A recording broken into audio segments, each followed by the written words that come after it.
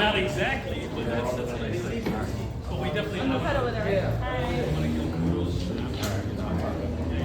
All right. Everyone ready? Yes? Full house. Oh, yes. You have water? Water bottles? But if you guys can send your last text message, put your phone on ringer. You know, obviously we want to respect everyone's time and our presenters here. And just come up a little closer. If there's an empty seat, you know, we have 2 empty seats right here. There's an empty seat right next to Chris. Chris doesn't bite. So let's get started. Thank you everyone for coming. I mean, it's been a while since we did an event in here in the South Side. Does anyone remember our last South Side event? Man, you see. The turkey. Before Raw, right? Cinco de Mayo? Cinco. With the dance, right? Oh, yeah, that's right. Right, Cinco de Mayo. There was tacos, right? A year ago. Well, thank you so much for coming, everyone. My name is David Dominguez. I'm the founding partner of Realty of America, so thank you guys for coming. And there's so many new faces here. And this should only take 5 minutes, so I want to shoot their name, how long you've been in the business, and then kind of keep going, all right? Ciso Contreras, 15 years in business. Nice. Javier Vasquez, 4 years. Anaí Morales, 1 year. Yesenia Escamilla, 2 months. Francisco Villa Garcia, 1 year and a half. There you go. David Rodriguez, 3 weeks. 3 weeks, there you go. Yes, very good. Christopher Ramirez, 3 weeks. Damn. Israel Dominguez, 5 years. Awesome. Omar Valdez, 7 years. Ladies? Elena Casillas, 1 year. Marta Valleza, 1 year. Nino Vaz, 5 years. Gloria Fuentes, 3 years. Sabrina Rodriguez, 1.5 years. All right, we'll start again over here. Amen. Isaiah Vargas, 1 year. Aaron Cantu, I just started school. There you go. Eric Salsing, 2 years. Erika Martinez, 1 year. Diego, 2 years. Sandy Osorio, 2 years and a half. Monica? Monica Castellanos, 10 years in insurance. Awesome. Myra Sandoval, 2 years. Isabella Ochoa, just a year. Awesome. Yeah. Elena Como. There you go. Reina, 1 month. All right. Marisela Toro, 6 years. Pedro Flores, 2 years. Awesome. Chris Reyes, over 2 years. Luis Guerrero, a year and a half. All right, we'll start right here, Chris. Christopher Arquera, 3 years. Carla Lopez, 3 years. Allen, 3 years to become my assistant. Awesome. Abigail Fuentes, 5 months. Fernando Everland, 2.5 years. All right. Lee? 2 years. What's your name? Leo. Leo. Sanchez. Leo Sanchez. All right. Enrique Ortega, 3 weeks. 3 weeks.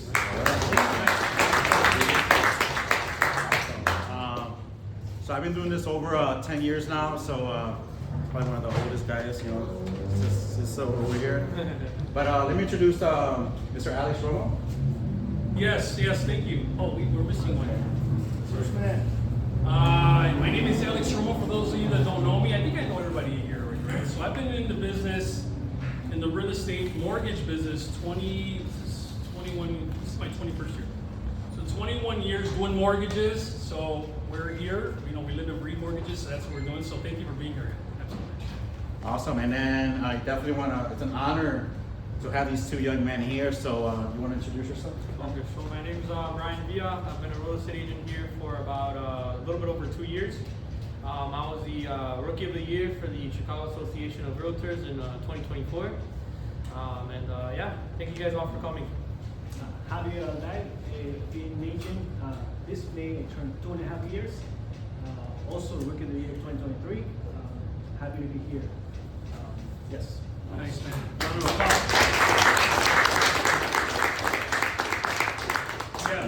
This is a total honor. I mean, honestly, we have 2 rookies back to back at ROA. It's unbelievable. It's unheard of, right?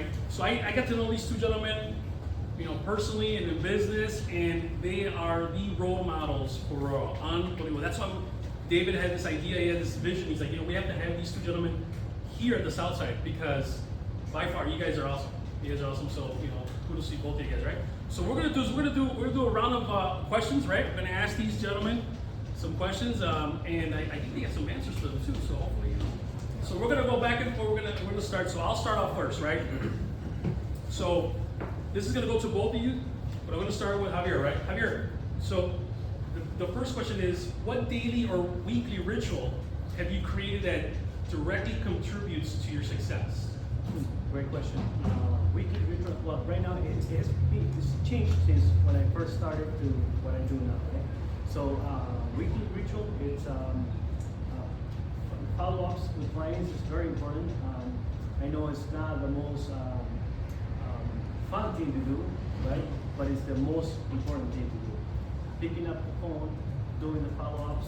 That's I think that's key, especially when you're first starting. I think that's what has contributed a lot into getting into the week of the year, my first year. Yeah, following up with clients. Awesome. Brian, same question to you. So what daily or weekly rituals have you created that directly contributes to your success? And I know a couple of them, but sure. I'll share it. So we're talking in the business perspective of it. When I started off as an agent, as a lot of you may know, well, even right now, I didn't have too many friends, especially on social media. I didn't really have like any followers on Facebook or Instagram. So one of the things that I would do daily is I would go in and add people. I would go in and add their friends, and I would dedicate a lot of time to really growing that network of people. So that's really one of the things that I would do every single day when I started off as a real estate agent on the business aspect of it. When it comes to the personal side of it, pretty much just just really work all day long. I make sure to cut off all the distractions. I would not go to any like parties. I wouldn't go to any personal events. I even had to limit the amount of time I spent with my family. So I really just spend most of my day here. I would always try to come in suits. That's one of the biggest changes that I made to my business. I would try to dress more professional. And when you dress more professional, you obviously feel better, you feel more confident, and now you feel like you're actually working versus being in your pajamas all day at home, right? It's just a big difference when you change that setting.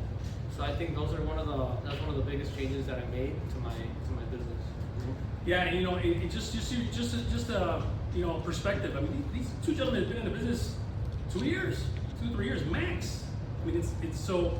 I'm glad that they're sharing their tidbits. So, David, what? Awesome. And then, guys, just do me a favor. Share this event. Don't make this a secret. Post it on social media. Tag these gentlemen. Tag all of us. So I just ask for that favor. Mm-hmm. But Brian, can you share a time where you faced a major setback and how you turned it into a breakthrough? Yeah, so when I was starting off as a real estate agent, it was very, very hard because you would come across other agents that have way more experience than you do. So that can be very, very intimidating at most times, right? So what I would do is when I was either on the buy side or on the listing side, I would really observe what the other agents were telling me. I would really soak it in, right? And I would try to use that for my advantage. Instead of feeling intimidated, I would really listen to everything that they were telling me, and then I would turn around and then use it when I was on the next transaction. So it's very, very important to really learn from all the real estate agents that you come across and build relationships with them. Don't be afraid to talk to the real estate agents. Don't be afraid to ask questions if you don't know what you're doing. So that's definitely one of the things that I'd say related to the question. Awesome. Javier, same thing. Can you share a time you faced a major setback and how you turned it into a breakthrough? Yes, actually, major setback was when before starting real estate, I had a restaurant business close to 15 years, and it was very difficult for me to transition into a business that already was established and coming into a new career. So this is what I call it, right? A new career coming into real estate. So that was really a setback, and in my mind at the beginning was kind of tough, trying to figure out if this is what's going to be the right path for me. So thank God to all the mentors that we had here at Realty of America. It has helped me transition into getting this profession and getting it all the way to as much as I could do with it, especially the first year. So yeah, that was a really major setback when I closed the restaurant and making the transition into real estate. Wow. So I do remind you that we're gonna have a little Q&A at the end, so start thinking about some questions to ask these two gentlemen, because it's just fascinating how they've grown their business so fast. I mean, they went from 0 to 6 figures in 2 to 3 years. I mean, this is unbelievable. All right, so next question, right? So I'll go back to Mr. Alday right here, right? So what's one task or habit that if a newer agent did consistently for 90 days could change their business? Oh, good. Yes. Yeah. Ideally, having 5 conversations with new people every day, that's something that will definitely change your business. Doing open houses, that's exactly what I did in my first year. That's the reason I became Rookie of the Year by the amount of open houses I did. And actually, I seen Cristino, right? Yeah. Actually implementing that. I seen he's gonna do 6 open houses every weekend. So that actually does work.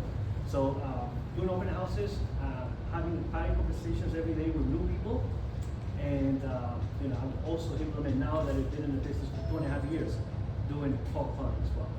Cold calling actually is I made a transition into my business from the first year to the second year, and I find that you can get a lot of clients, you can get used to having conversations, a lot of rejections with cold calling. So we do cold calling, adding five new people into your list every day, and the open houses. Nice. That's huge. It is huge because, especially now, people think that open houses don't work, right? I beg to differ, right? So, Yes. okay, so Brian, we're gonna go to you now. So what's one task or habit that if a newer agent did consistently for the first 90 days could change their business?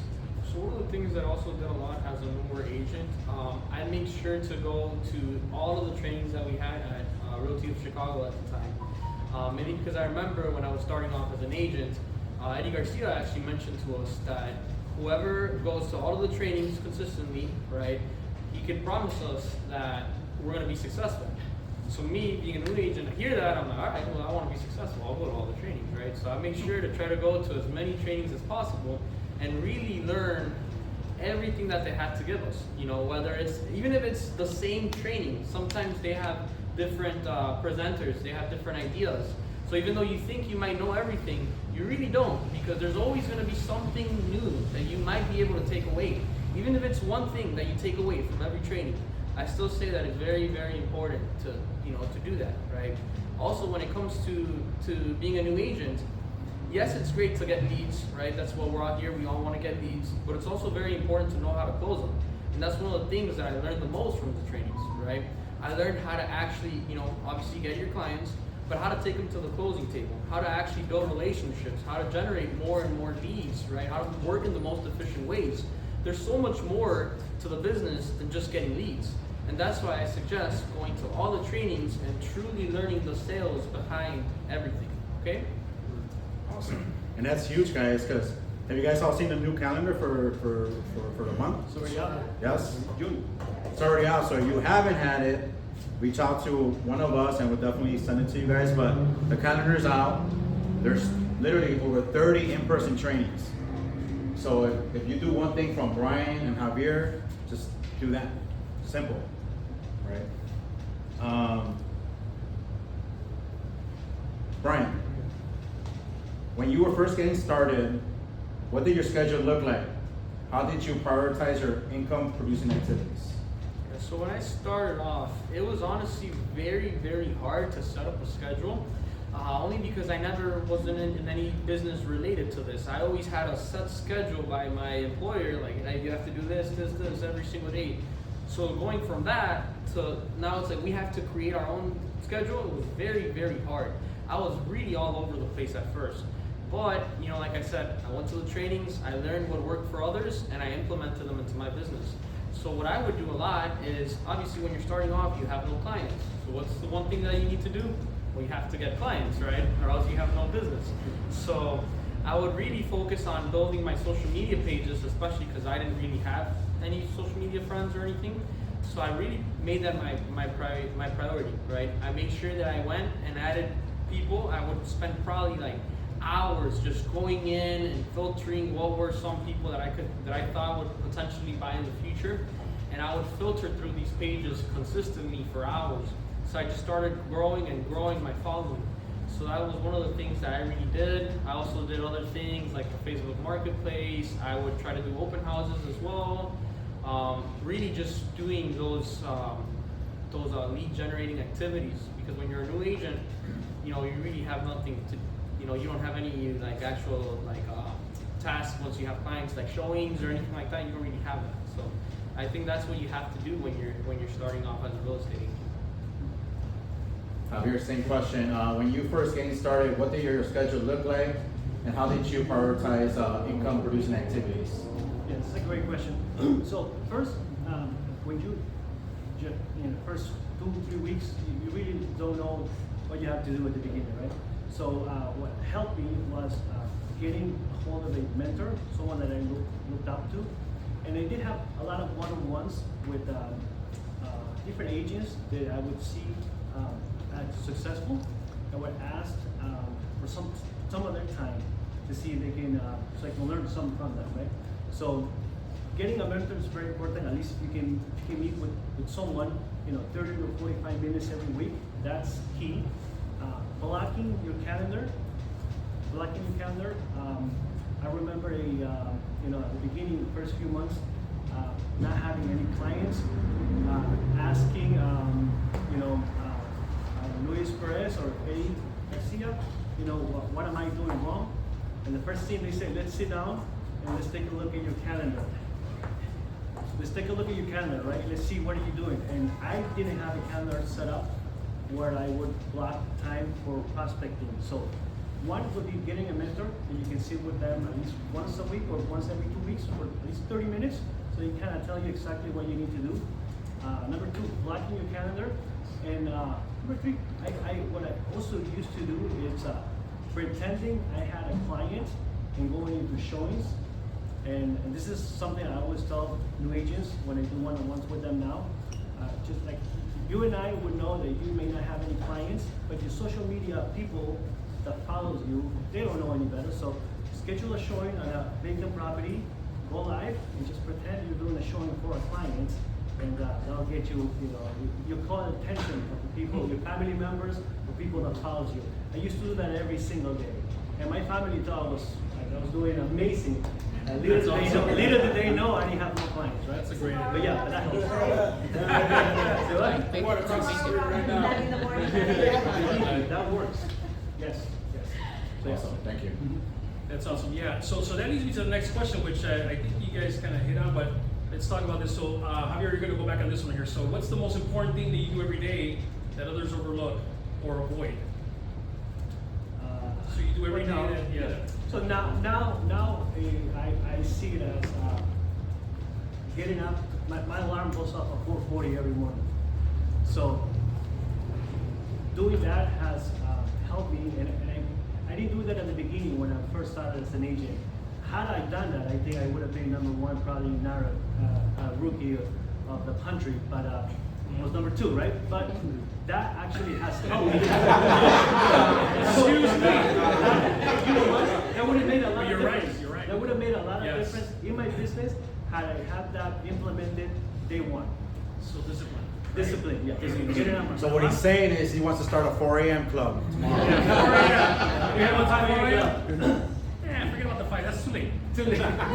So getting up early and do some type of workout, any type of workout, a little running or in the gym, that actually is being key of my business. And that's huge because a lot of people, obviously you got to build your own schedule, right? Nobody's telling you to get up in the morning like that because we're realtors, we're bankers. There's nobody that's kind of like you got to check in, check out. No boss. No boss. You're your own boss. So that's a great thing that you're doing that people avoid, right? great tidbits, man. So Brian, same thing goes with you, man. What's the most important thing you do every day that others often overlook or avoid? Do you do every day? Every day. That's a great question. Honestly, for sure, every morning I have to pass by my coffee. I don't care. every morning, really. I mean, because sometimes, some days I'm, you know what, I might cut it on the sugar, on the cream a little bit, or just, make it easy. But I'm like, no, you know what, this is my one bad treat for the day, but as long as it keeps me going, keeps me motivated, then, that's pretty much Are you sure it's one coffee you pick up? Well, one in the morning and then one in like the evening, like a For yourself small only? one. Oh, yeah. Okay. All right. Well, thanks, Awesome, man. man. Brian, Yeah. how do you keep your mindset strong and stay energized when deals are falling through or leads are getting cold? So the mindset portion of the question, honestly, I think it was something that I built over time. Before I was working in real estate, I did work some jobs that were very mentally exhausting, right? Like I worked in a warehouse that would really push my mind to the limit. And I think the way that it was one of the jobs that I would take on that really made my mindset become a lot stronger. And then I also would read books. I would watch motivational videos. So I think that, I started doing that probably when I was 16.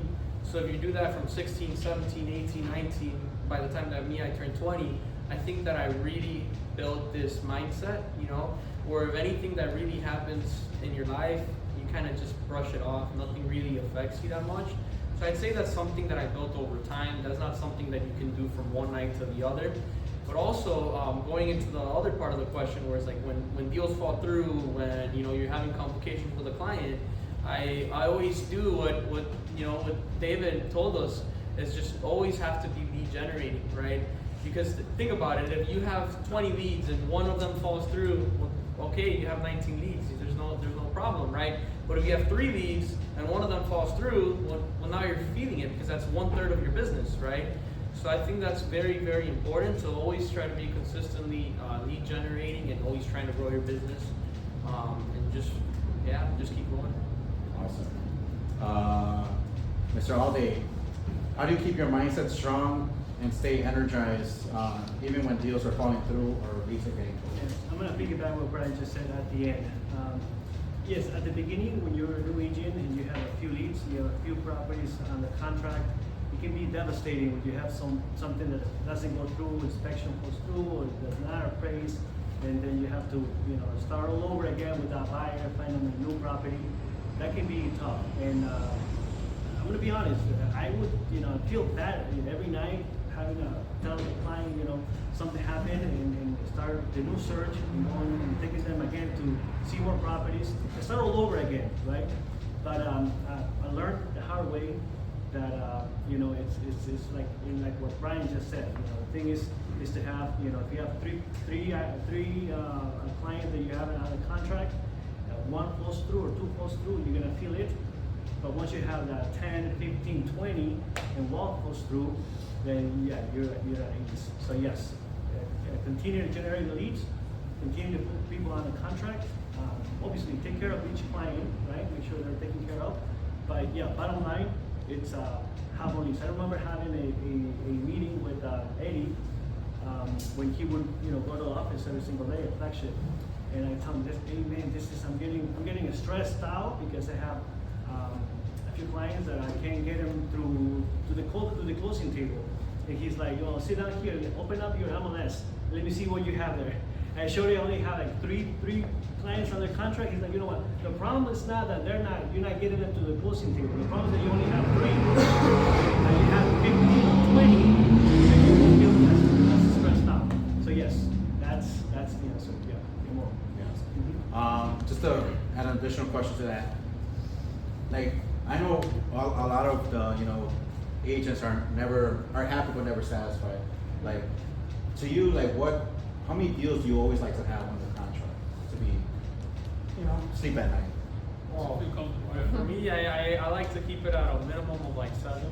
I think that as long as I have the 7 there, probably, for me, I like to always, what's the word? I like to aim big. I like to aim big, right? So for me, 7, 6, kind of 5. I love to really have that at a minimum, just to make sure that I'm always, I'm always growing. I always keep,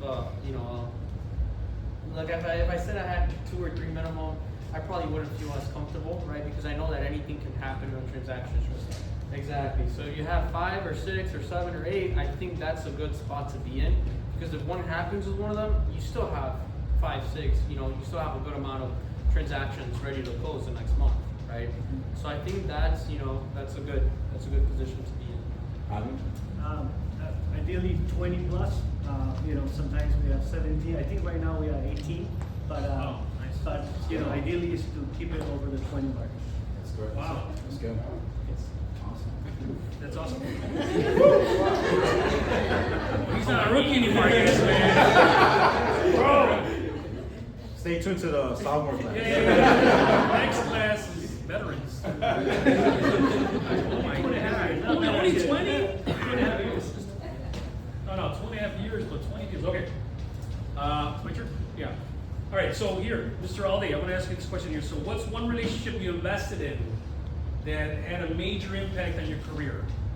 What? One relationship that you have invested in that had a major impact on your career. It could be personal. It could Yes, be, it's very important to me. I mean, at the beginning, you need to have that mentor that can guide you, that pushes you.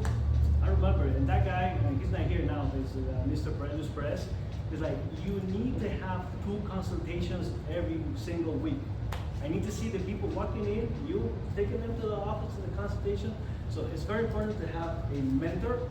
Even, and you might have to have many different one-on-ones to actually find that person that actually clicks with you, right? Because not everybody's gonna click with you. You have to be in the same, with him and I did have many one-on-ones with different people. He just happened to be the guy that kind of, you hear me out more, or maybe we have things that we like, common, like soccer, many different things, right? But he was the guy that's like, I haven't seen you post on social media like you said you were going to post. Hey, look at this agent. Yeah, she's already bringing 2 agents for consultations. She's been in the business for 3 months. You've been here for 4 months. What are you what are you doing to get people into the office? So I think that's key, to invest in someone that can kind of, someone that you look up to, and someone that can push you through. And I'm gonna share this story. I started the end of 2022. I remember going to that Christmas party, and Luis Perez was on the stage receiving the #1 agent award for that year. And I saw him at the stage, and when he came down, I didn't know him much. I probably seen him a couple of times, and I asked him, hey Luis, what did I need to do to get into that stage next year? And can I buy you a shot? He took the shot. I'll take the shot. He took the shot. He told me, you know what? Let's talk about it in the office. Come meet me on Monday. 2023 started. I was on the same stage, receiving the same award for that year. Yeah, so that's what. So what I'm hearing is more get an accountability coach. That's what it is. So find a partner, get an accountability coach, whether it's a friend, family, whether it's another business partner, that's going to hold you to it, and that's how you build those goals, right? So that's a great answer, man. You cheated. All right. All right. So Brian, don't answer the same question. I mean, don't answer the same way. But hey, what's one relationship that you invested in that had a major impact on your career? Okay, so if, I'm gonna start answering this off in a more personal way. So really, I wouldn't really be here if it wasn't for my girlfriend, right? She was the one that.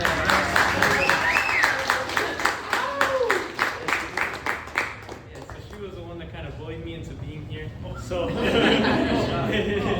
No, it's because before I was in real estate, I was working as a driver, as a tow truck driver, and I didn't really know what I wanted to do with my life. I had several different business ideas. None of them were good.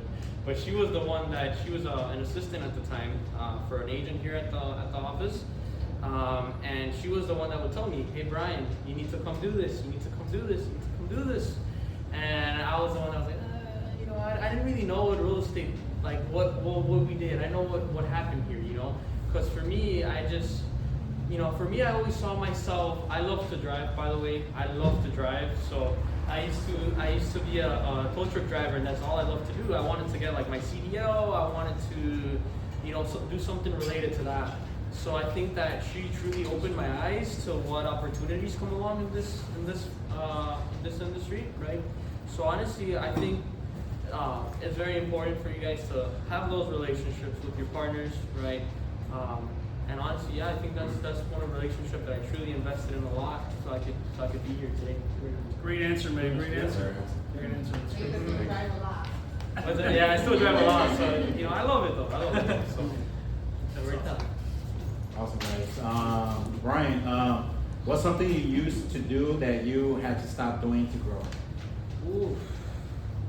Always playing video games, to be honest. Yeah. You guys remember, I'm only 21. When I was 20, I was still playing video games. I was still, doing some stuff that teenagers do, right?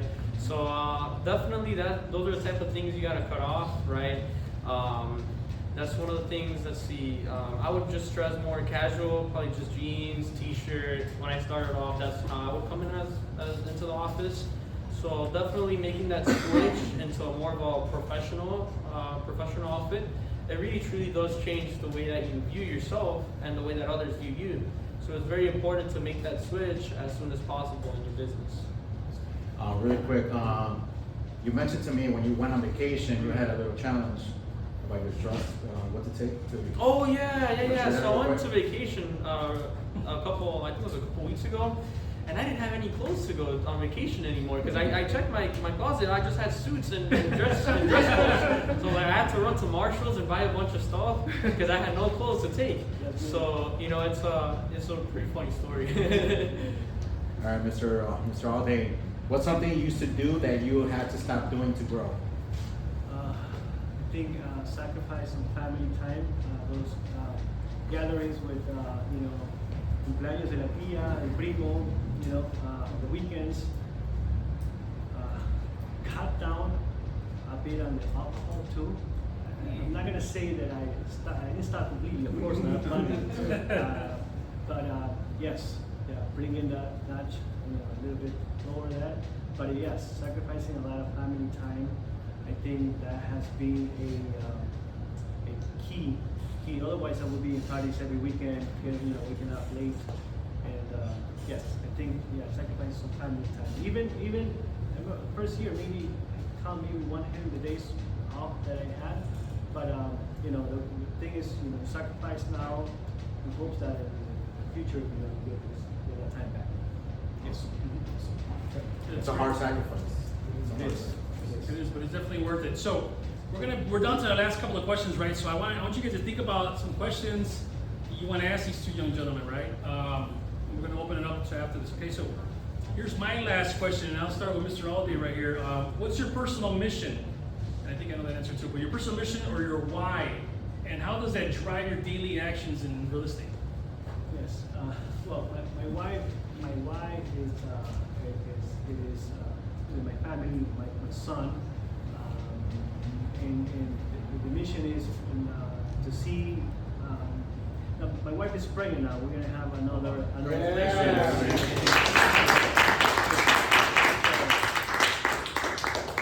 Thank you. It's gonna be two now, 2 kids, right? So the goal is for them to look up to me as a father figure, right? And things that we accomplished, but not just what we've done, but how we do things, right? Taking care of families, that's the ultimate goal, right? Other than, obviously, we're in this business to make money financially, right? That's key, and that's very important. But also, when you start having, and a lot of you guys are very young, maybe don't have any kids or not thinking of family yet, but it changes a little bit when you have kids, right? So, yes, that would be a goal. My why is definitely my kids, and the mission is in order for them to look up to me as a father figure, someone that's done things properly, and not just where we gone to, but how we got there, right? That's awesome. That's awesome. Brian, so the question is for you as well, man. So what's your personal mission or your why, right? And how does that drive your daily actions in real estate? Okay, so my personal mission, right? I'd probably say, you know, one of the main reasons why I'm here, why I'm doing this as well, is probably to make my family proud, especially my parents. You know, both of my parents, they came from Mexico. You know, they left their family behind. They left everything. You know, unfortunately, like for example, like my dad, you know, he wasn't able to go back. You know, he never saw his parents again.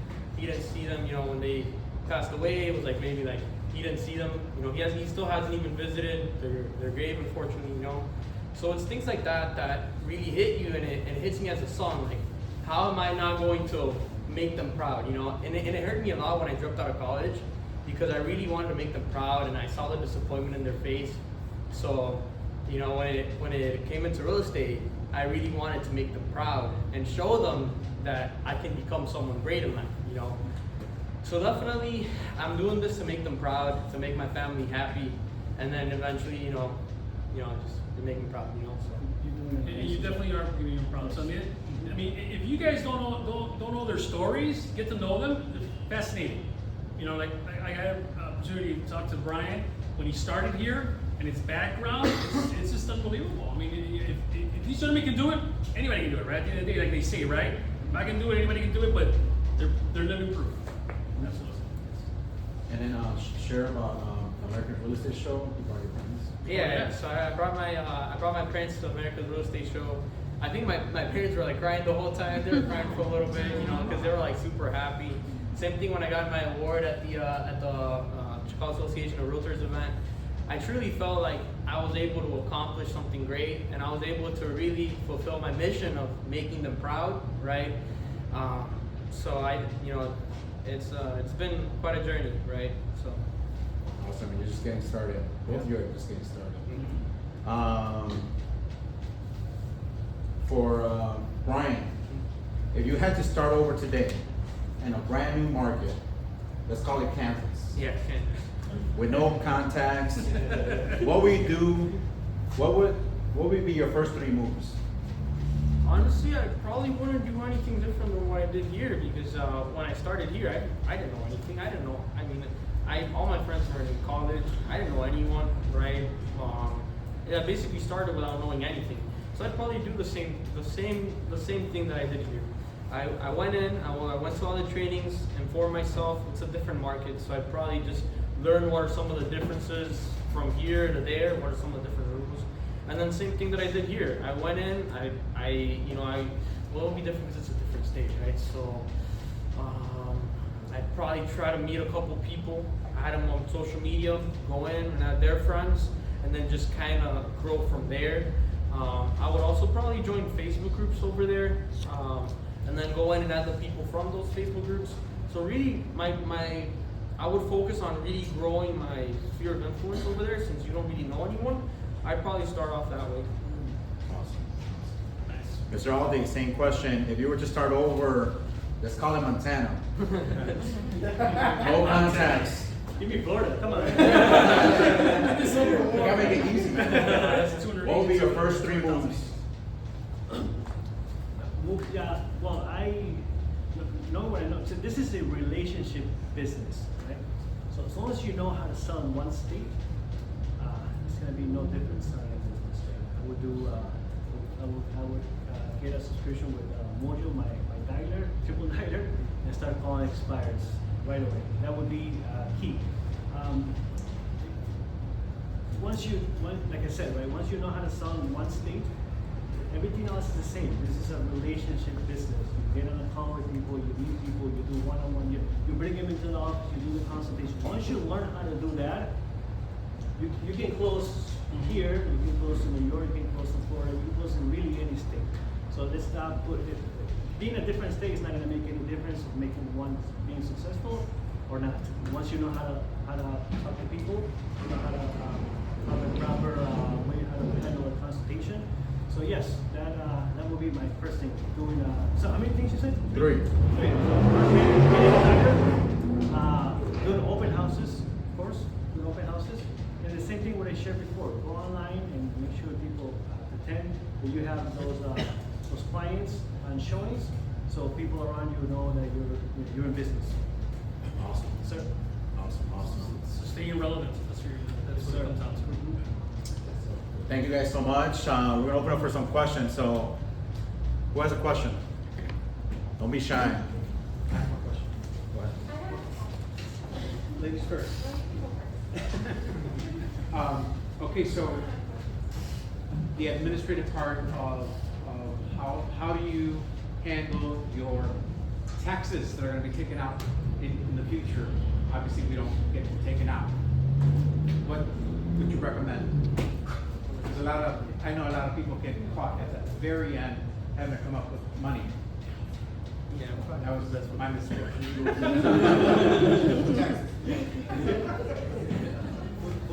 Get a good tax guy? As soon as you get paid, you put 20% on the side savings account. That would be the easiest way, rather than waiting till the end of the year and getting that getting that hit. Yeah. It's so easy. Every time you have a closing, put 20% aside. Then it would be my recommendation. I'm not an accountant, please. Yes, but that would be yes. They're probably like in the 30-something percentile. Right? Yeah, right. So 20%, that's a little low for you guys. A little higher than that. I would just get a savings and a checking account. Your commissions go to your checking account. You'll transfer 20, 25, 30% to the savings. That's what I do. Did everybody get that? You guys are in the back? So you get 10,000, 3,000 goes to your savings account. That's what I would do. Monica? Mine really wasn't, it's not a question, but more of a comment. I've spoken a lot to Brian, and he mentioned, a lot of times, like I asked him what his why is, we're like really inspired team more than anything. He always says that he remembers what he did before and how hard he had to work for $15 an hour, $17 an hour, and how he's never gonna go back there. And that's what Yeah. makes him work so hard here. So I just wanted to make that comment.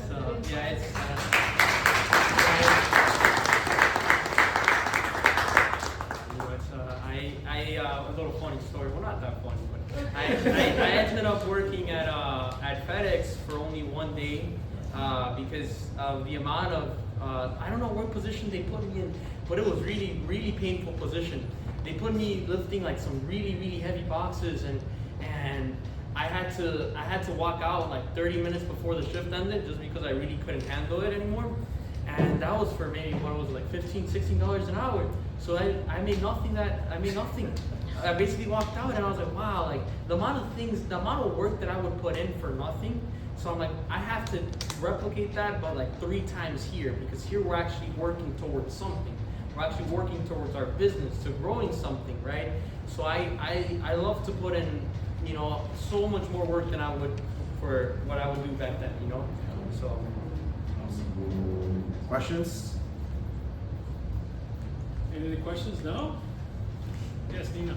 So, I know it's like the same process, you get a buyer, you qualify them, but what are your processes?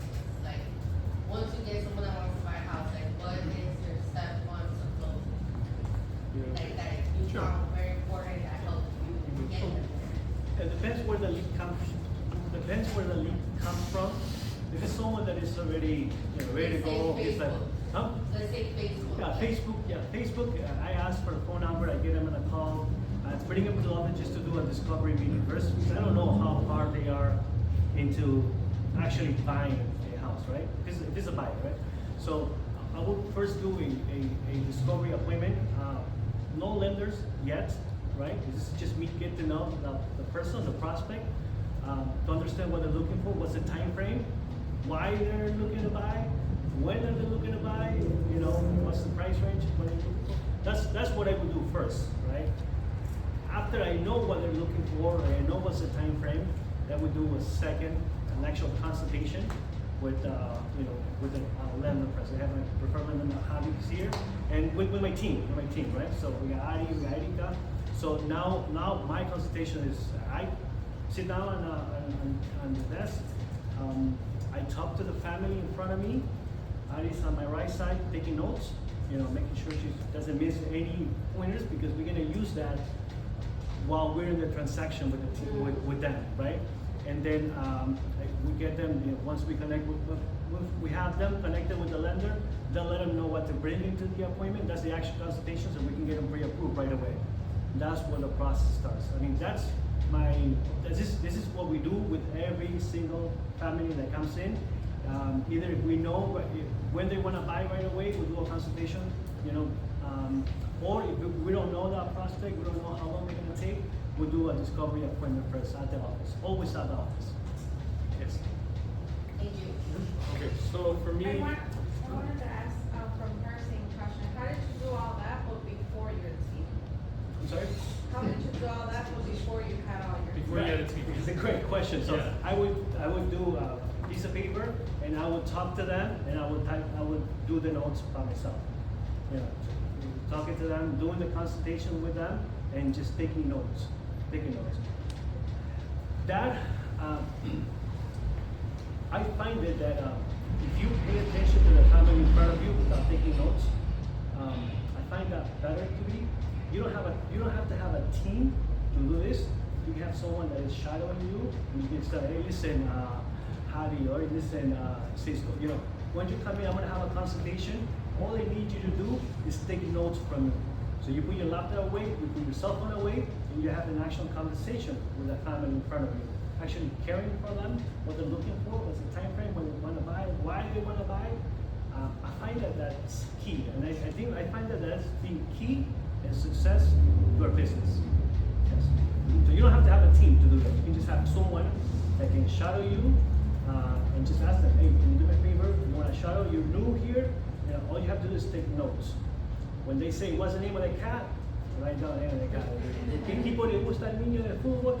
Write that down. They want to buy a single family of 2 units? Yes, write that. So everything that other person is writing, so you can actually pay attention to the family in front of you. Now, sorry if I may. Yes. There's also an app that we went to. Otter. Otter, there you go, that's the one. You It's can an AI put it on your phone, it will turn off your phone, it won't be on the whole time, flip it upside down, it'll listen to the conversation and transcribe it for you. So- We learned that at the Tom Ferry. Tom Ferry, yep. Yes. At the Tom Ferry. It's even better. I think I still find that having someone take notes for you makes you look more like you have an assistant that's helping you and put you down in a different position. Otter? O-T-T-E-R, Javi? O-T-T-E-R? Yeah, OTTER. yeah. You wanna answer? Oh yeah, answer so basically from start to finish, right? How I do it. All right. So first things first is I want to understand what exactly they need, right? So if their first comment is they start talking about their finances and they want to see if they can qualify, the first step is I send them to the lender only because I think that's what they're looking for. Because some people just want to know right away, right? They go to the lender first. The lender's yes. They come back to me, we meet together, and we go over everything, right? If their first conversation with me, it's like, hey, I've been thinking about buying, I don't really know where to start, I don't even know how anything works, then I take them with me first, right? No lender, nothing, right? So then from there, I understand their situation, and then from there, I send it to the lender, right? So that first conversation that they have with me, that's where I determine if I should come into the office first, or lender first, and then office, right? So once I determine that, right, let's say we come into the office, I use that time to really understand them, really understand what they're looking for. Like Javier said, understand their family, a lot of their personal situation, try to get really as much information as we possibly can. And then also use that time to, set up a plan, right?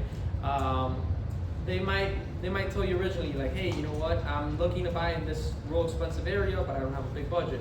And it's like, okay, are you open to condos? Are you open to townhomes? Are you open to another area? And then I put the MLS on the screen, show them what exactly is out there. And that way they're like, okay, you know what? Like their original plan was to go into a real expensive area, but then they're like, you know what? I might also be open to this and this and this.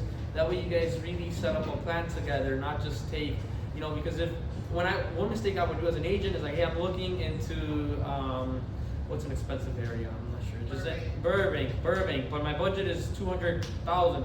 Then I would probably kind of just like look for something at $200,000 in Burbank, and that's never gonna happen, right? So now I stopped doing that, and now it's like, okay, So this is what we're looking at, what exactly, are you open to these other ideas? Are you open to these?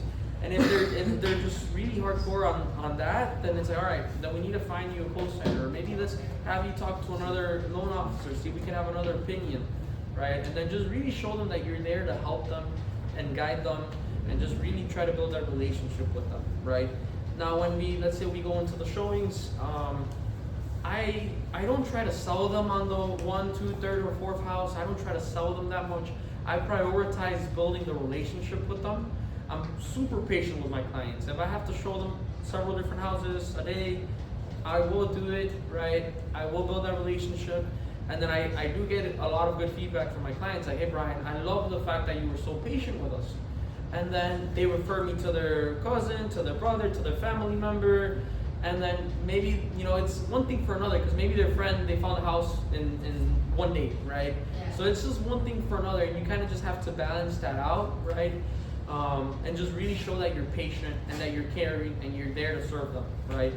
So I think that's one of the main focuses that I have in my business when it comes to showing.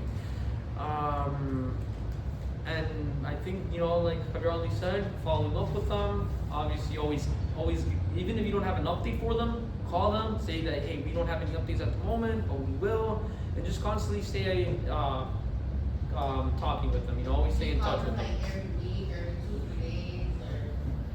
Usually I try to talk to all of my clients almost every day. Okay. Almost every day, sending them properties every day, or maybe every other day if there's really nothing on the market, right?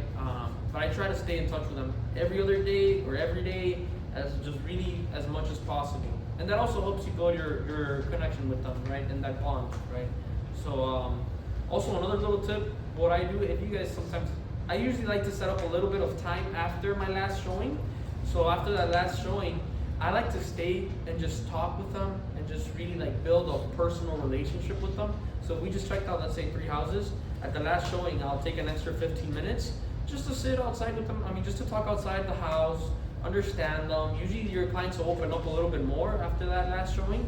So I like to really take that time to build that personal relationship with them. And the clients love it, right? So I think that's pretty much it. You got 2 questions in the back. Just make sure there's no ring camera. Right. Cecilina? Knowing what you know now, what would you change about your first year?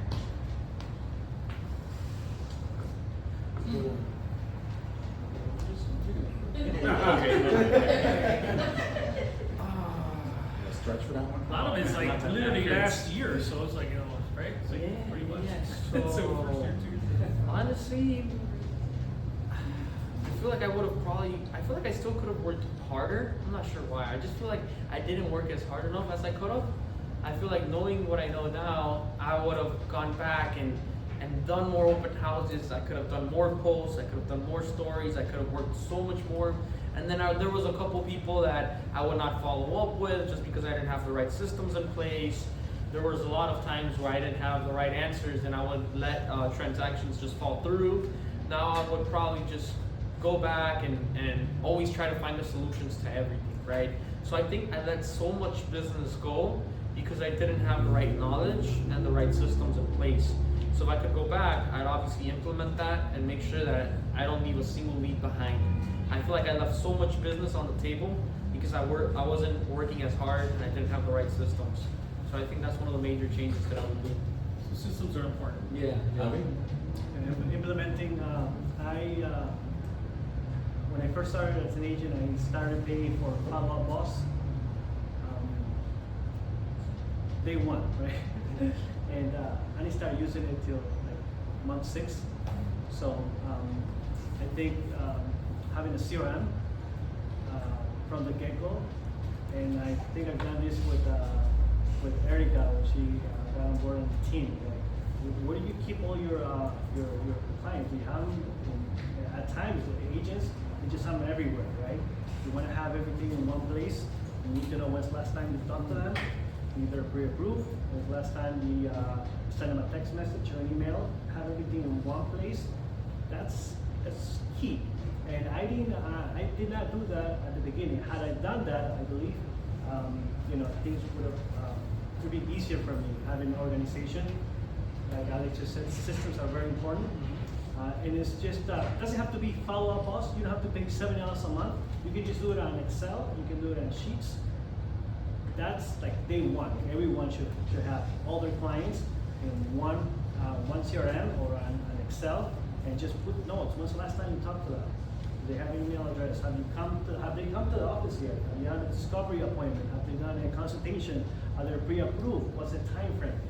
That's very important to have in one page. So it'll make you feel at ease now because you have everything. It seems like you're more in control, right? So that's key. I think that's one of the things that we overlook a lot as Uber agents. I had the same problem. I didn't use Follow Boss until maybe the end of last year. I didn't start using it. I would keep track of all my leads just maybe in my notebook, right? And man, I wish I would have started using Follow Boss a lot sooner, or any CRM. We have Close as well. Any CRM, I wish I would have started that from the start.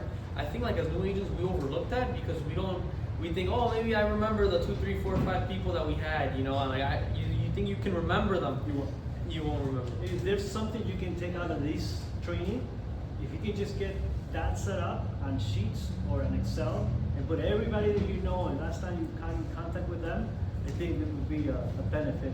Just training alone is so much. And we have Close, guys. I don't know if you guys know that. CRM Close in our systems. We have an awesome trainer here that does close. Go. He's right here. I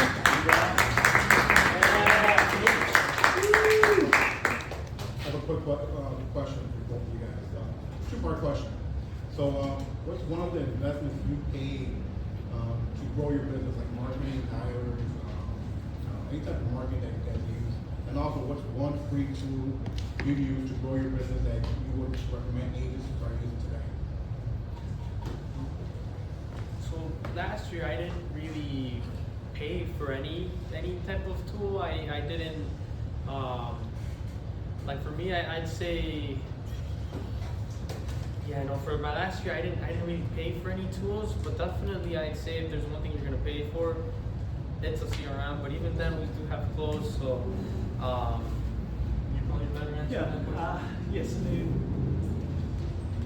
My first year, my biggest investment was probably my open house signs, yards. I got 25 of them. That that's the only investment I did on my business, and which is the business cards, right? But I didn't pay for any marketing. Now year 2, I did invest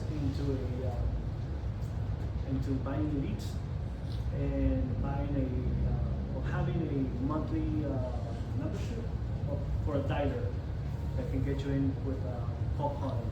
So that's I made the transition into open houses 2023, and 2024 was I didn't do any open houses, maybe just one at the end of the year. I think September I'm going to do one open house in 2024, but I did about close to 35,000 calls via the CRM, via the dialer.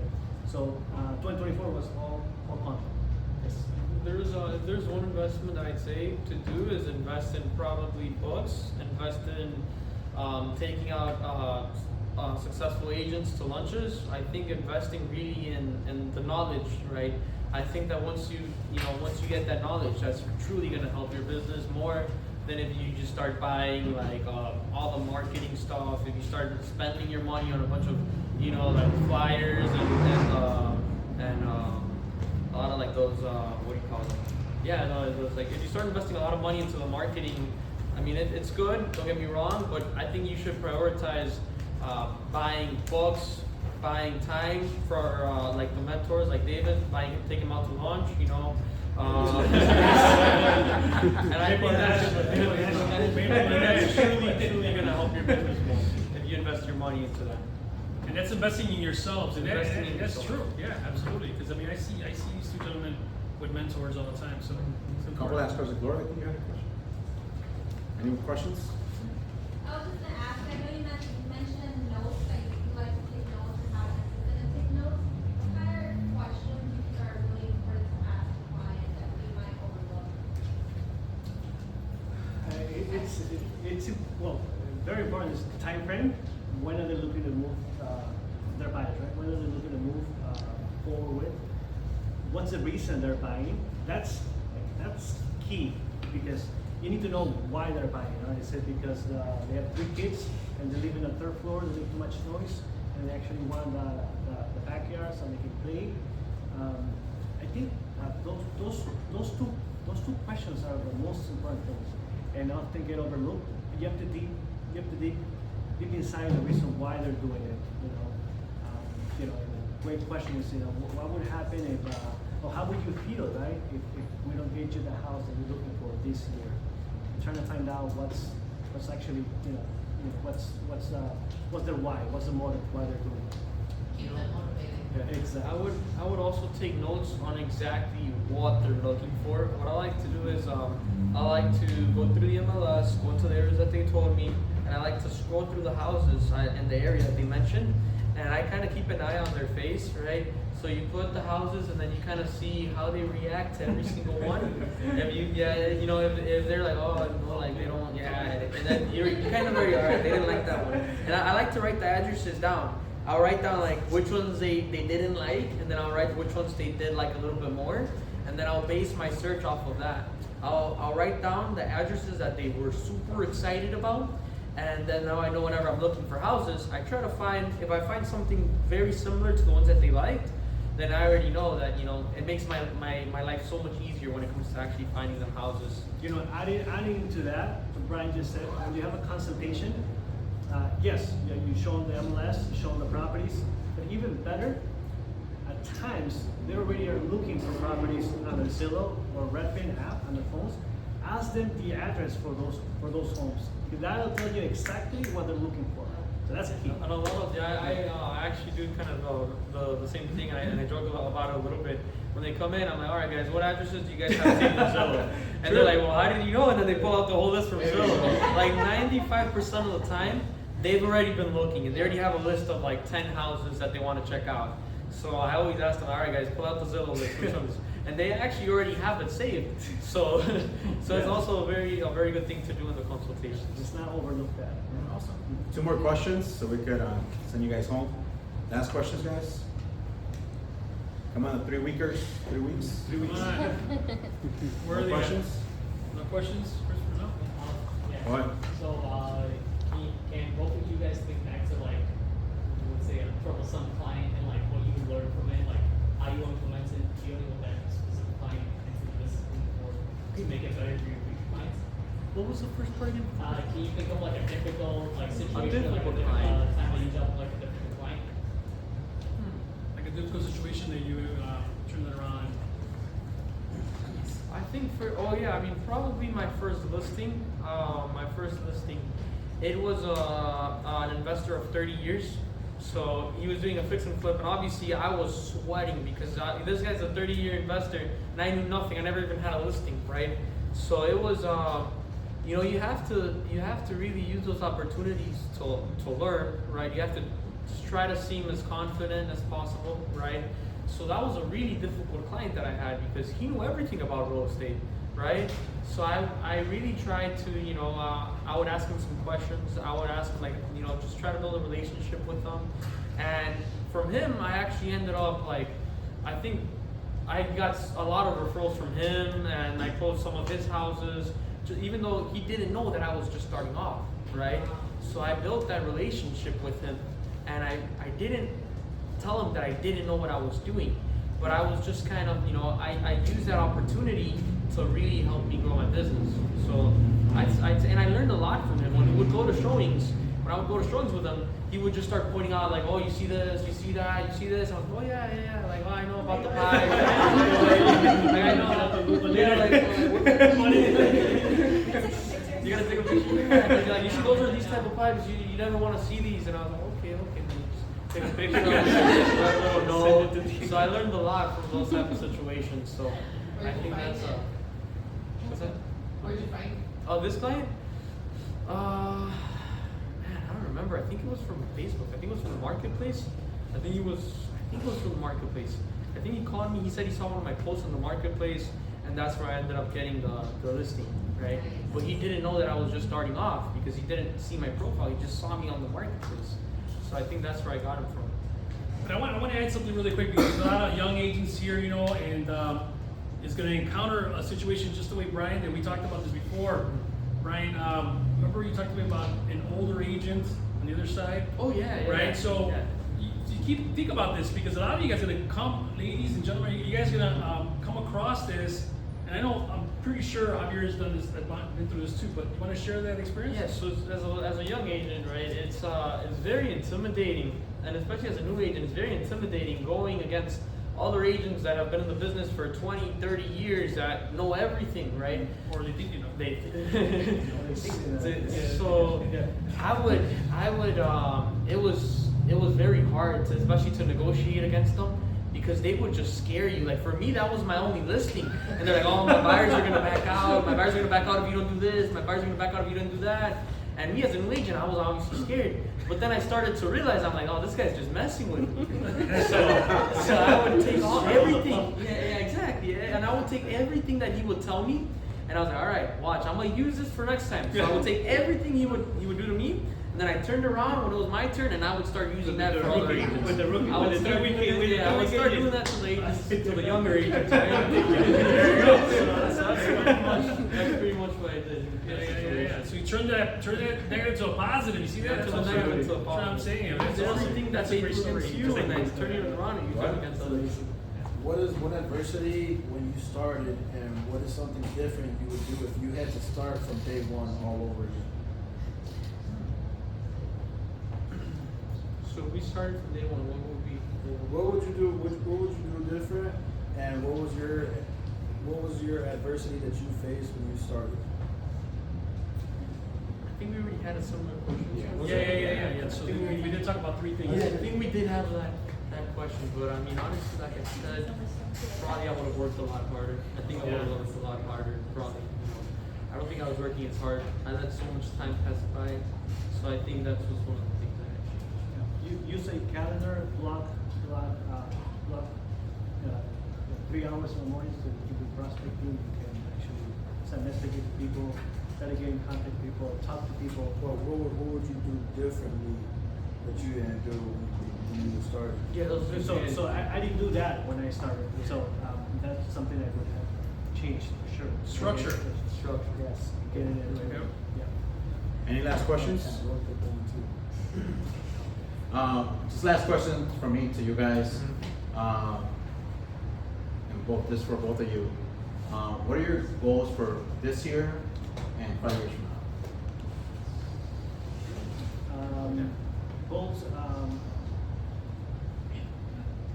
100 properties closed by the end of the year. That's my goal with the team. We're at 34 now. Yeah, 34, yes. So I work a lot hard now to get that. We're almost half the year, but we're working hard to accomplish that. That's, yeah. How about for 5 years? 5 years, I'd love to have a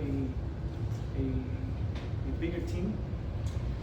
I see now with the transition from Realty of Chicago and ROA now, because before we were just Realty of Chicago, right? We had our top producers, and we knew how much they closed, how many properties they did. This is what I saw, right? When I saw the transition from Realty of Chicago to Realty of America, and I saw big teams coming in from San Diego and Texas and Dallas, closing so many millions of dollars, so many properties. I'm like, why can't we do that here in Chicago, right? So that's my goal. Nice. Right? Yeah, so for this year, I'm not going to switch my goal. My goal originally was to do 80 transactions, right? I realized how hard it is to do it as an individual agent. It is so hard to do. By the end of June, I should be at around 20, 21, 22 transactions. So I'm just gonna keep working as hard. Now I have an assistant to help me out. So I'm not going to switch the goal from 80. And one thing I truly believe in is that you have to set those goals very, very high. You have to. It might even seem crazy to you, right? but if your goals they don't seem crazy to you, then you're not dreaming big enough, you know? So you want to make sure that you're dreaming big enough, and then at least if you don't reach the 80, I still got 60, I still did 50, and that's still way, way better than what I did last year, right? So I think that's very important to have that type of mindset, all right? So for the 5 years, I want to start growing a team, and this is something that I want to start doing next year. I finally plan on making a team with my brother and my girlfriend, right? So I want I finally convinced them. It's like 5 minutes ago. They don't even know yet. They don't know yet. Yeah. What's up? What are you gonna call it? Oh, I don't know. Yeah, that's not how we can put a name yet. That's not how we can put a name yet. But definitely, I want to start growing a team probably by the end of this year. I want to start growing my team, and we want to aim to do maybe 100 plus transactions. Right now, between us three, we're on track to probably do 80 between us three. So we have pretty good numbers since we're all just starting off. So I think if we make a team, probably by next year we could easily reach 100 together. So I think that that's one of my goals for the next upcoming years. Awesome, awesome. Well, thank you guys so much, Alex, Javier.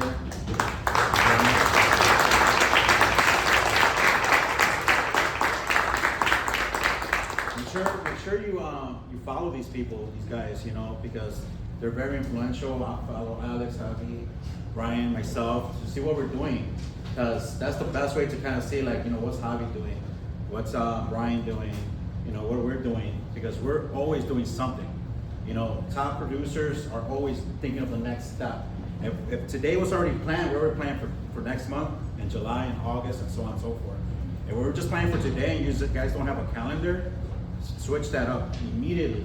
If you pull up your Google Calendar and if it's white, there's a big issue. Big issue.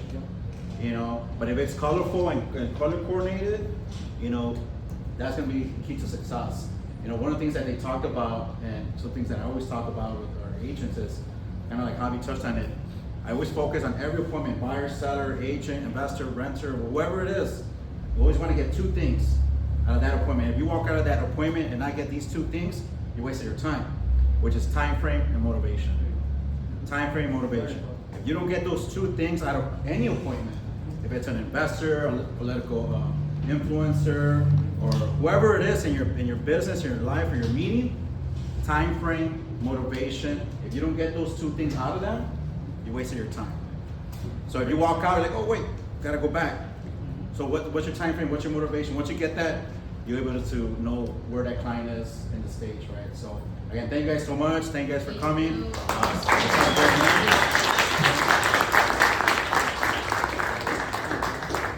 know they're gonna be around for a little bit, so you guys can ask some questions.